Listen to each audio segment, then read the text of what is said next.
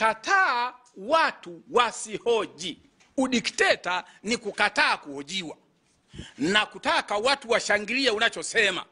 Hicho ndo ukweli, na watu wengine hawana sababu, hawana haki ya kuhoji. Kwa ni haki ya wanachama kuhoji na ni wajibu wa viongozi kujibu, lakini haikujibiwa. Badala yake walianza kuitwa majina walipotoka kufafanua kwamba sisi sio wasaliti. Sisi tulisema kwenye andiko letu tutasimama na msimamo wa chama, ndo wakaanza kuelekeza matawi ya wafukuze. Kwa hicho kitendo cha kukataa kufafanua hoja ya G55 inaonyesha wazi kwamba watu hawako tayari kusikiliza mawazo ya wanachama. Na sikilizeni, kuna mtu anaweza kujificha kwenye kichaka na watu wanajificha kwenye shamba la karanga.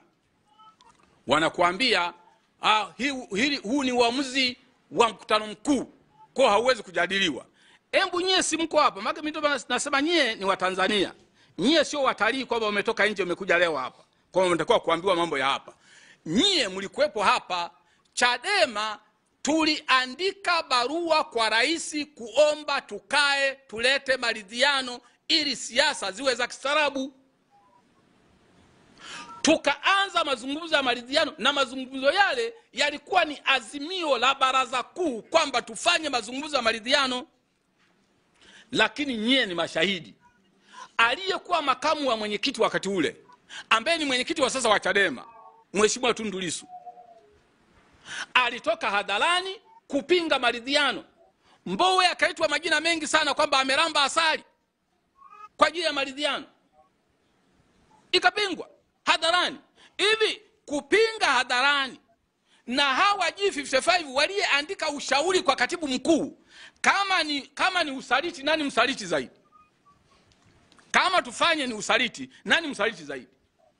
Aliyeandika maoni yake kwa katibu mkuu au aliyetoka hadharani kupinga maazimio ya vikao vya chama na akiwa makamu mwenyekiti wa chama, nani msaliti zaidi? Sababu unajua tukiongea haya mambo, mkuki usiwe mkuki kwa nguruwe, kwa binadamu uchungu. Mkuki uwe mkuki kwa wote, kwa sababu nyie sio wageni. Mbowe aliitwa hayo majina, na baadaye tulilazimika kukaa tena kwa kusikiliza maoni ya watu pamoja na kejeli zote. Tukakaa tukajitoa kwenye maridhiano. Kwa nini wao hawataki wanachama wanayetaka kujadili kama tushiriki uchaguzi au tusiriki uchaguzi? Kwa nini anayetaka wajadili wanamuona kwamba ni msaliti, na wanataka kufanya kama hii hapa ni dogma, kwamba kwa sababu ni azimio la mkutano mkuu haliwezi kujadiliwa? Kwa nini azimio la baraza kuu la maridhiano lilijadiliwa na likabadilishwa? Na libadilishwa na kamati kuu tu, wala ikubadilishwa na baraza kuu na kamati kuu. Azimio lilikuwa la baraza kuu, majadiliano yalifanywa kwenye kamati kuu, likabadilishwa, tukatoka, na mpaka leo tumetoka. Na wakati ule wenzetu walikuwa wanasukuma tutoke. Hoja yao ilikuwa tutoke nje, hawa wanatuchelewesha, tutoke nje tukakinukishe. Sasa hakijanuka mpaka leo. Tutoke nje tukakinukisha, hakijanuka mpaka leo. Sasa subiri kitanuka. Sasa hawa G55 walichokuwa nauliza, hivi mkakati ni gani wa kuzuia huo uchaguzi? Mimi ngoja niwaambie hilo swala la kutoshiriki uchaguzi. Unajua, kusema utazuia uchaguzi ambao huna uwezo wa kuzuia, maana yake unataka CCM apite bila kupingwa. Kwa sababu si utazuia, si uchaguzi utaendelea, si utashiriki wewe, maana utapita bila nini? Bila kupingwa. Ndio maana yake. Hiyo tafsiri pana bado Watanzania hawajaiona, kwa sababu wewe kama ni kiongozi ukatuaminisha kwamba tutazuia uchaguzi, hutupatii mkakati wa kuzuia uchaguzi, maana yake usipozuia utaacha CCM apite bila kupingwa. Nani msaliti? Nani anaweza kuwa amenunuliwa na CCM? Anayetaka tushiriki uchaguzi ili tupambane nao, tuende kwenye kituo. Kama wakala wetu anaondolewa, mgombea na wanachama waende wakapambane kituoni kuzuia uchaguzi. Lakini wewe unasema tutazuia uchaguzi, tusishiriki, lakini tutazuia uchaguzi. Unazuiaje? Majibu hayapo. Watu wakihoji wanakuwa wasaliti, wanafukuzwa. Hatuwezi kukubali chama kiuawe namna hiyo. Kwa hiyo nani? Lakini viongozi kufukuzwa bila kufuata katiba. Nimesema. Kwa mfano, John Mrema yuko hapa, amefukuzwa na tawi. Lakini angalia, amefukuzwa na tawi, barua ya kumfukuza imetolewa nakala kwa katibu mkuu. Maana yake, tafsiri yake ni kwamba ile barua iliandikwa na katibu mkuu. Maana yake maelekezo yalikuwa ya ofisi ya katibu mkuu, ndio aliyeelekeza afukuzwe. Kwa sababu katiba ya chama, kanuni za chama, kifungu cha 7.1.1 kinaeleza namna gani taarifa kutoka ngazi za chini zinatolewa, kwamba taarifa kutoka kwenye msingi itatolewa, bosi wao ni tawi.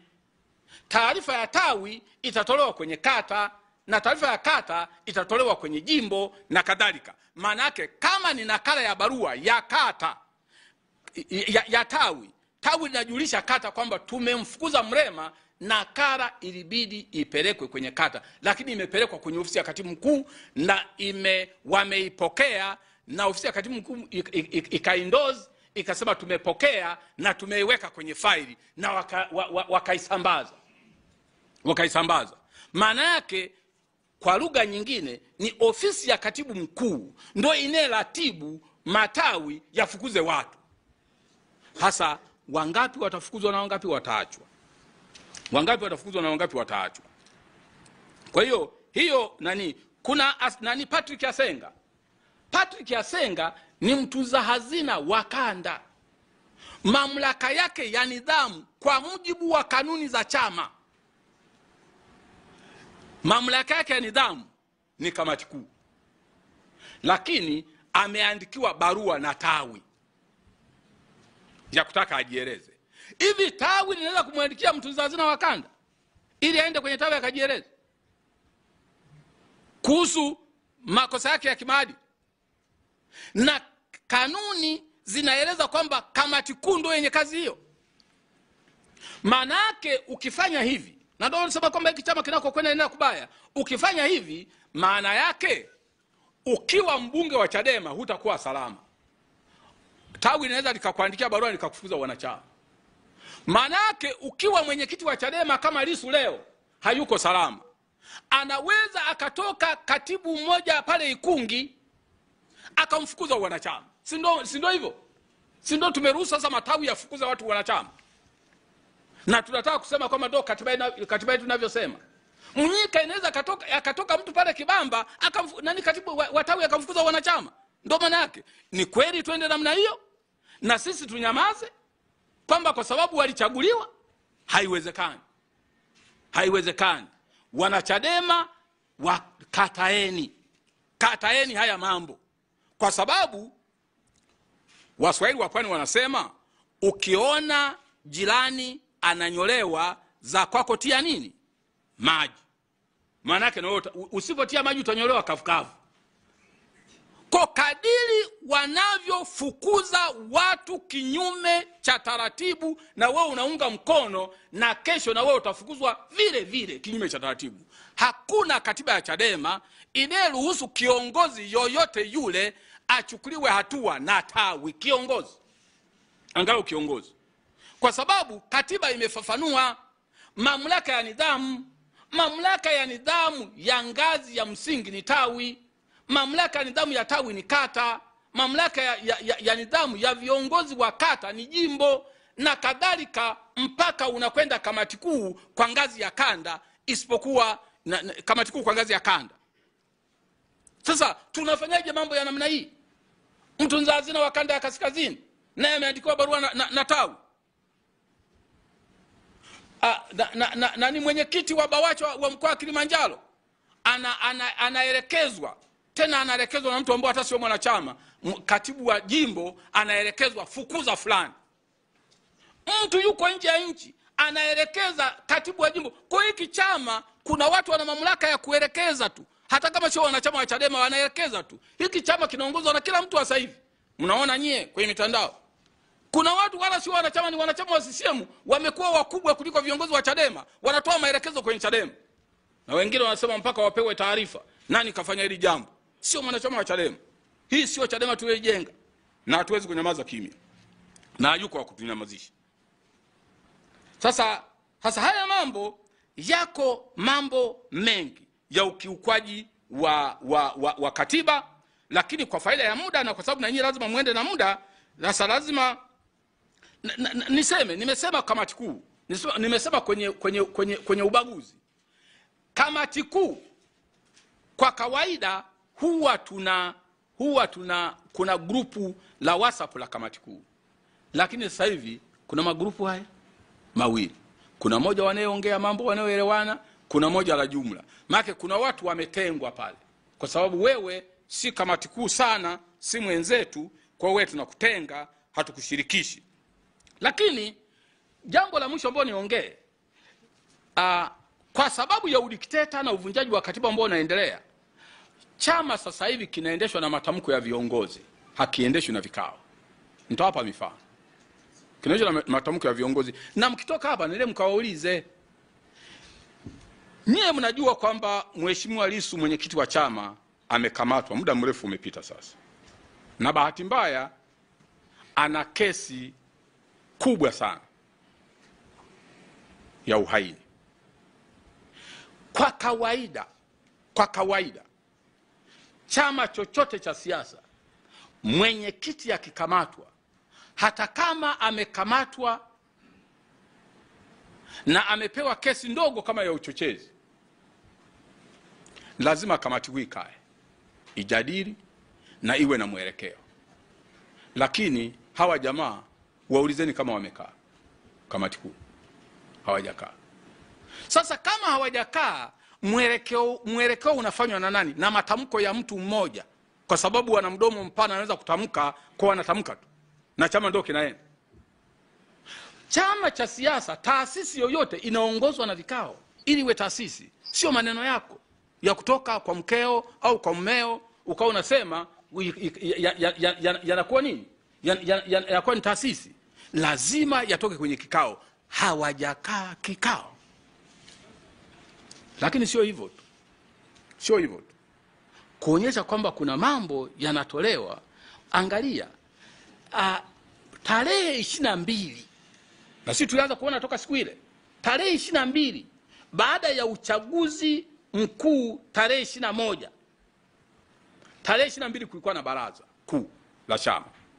Baraza kuu la chama la siku ile lilikuwa ni baraza kuu la uchaguzi la kuchagua wajumbe 8 wa kamati kuu kwa mujibu wa katiba ya chama ibara ya 7.7.12. Hello, welcome back. JEB Village, what country are you watching from?